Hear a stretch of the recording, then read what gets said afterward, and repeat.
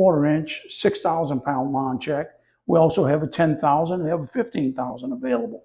But at this time, it's a good idea to think about installing your line check in the discharge side of the line. You also want to consider possible Y strainer coming from the tank and the suction line to prevent trash from getting up inside the fluid end.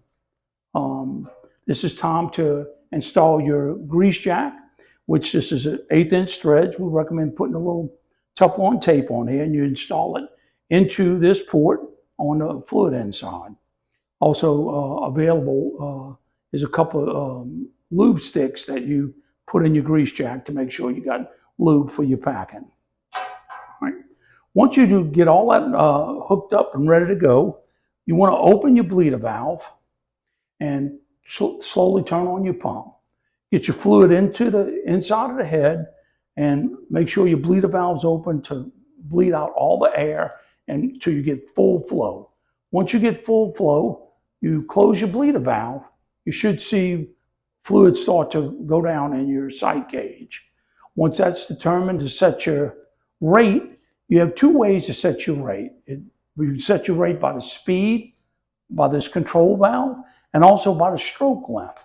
So it's always a good idea if you try to get a low rate to run the pump a little faster on the short stroke as opposed to running it slow on a long stroke. So, but you have two ways to adjust your rate, by the speed of the pump and also by the stroke length of the plunger. You also at this time want to consider and know that if continuous operation, the maximum strokes per minute on a 50/20 series is 60. If you run an intermittent for like testing of some kind and you need a high rate fast, you can run it up to 75 strokes per minute. But under continuous conditions, 60 strokes per minute is the maximum you can run a 50/20 series.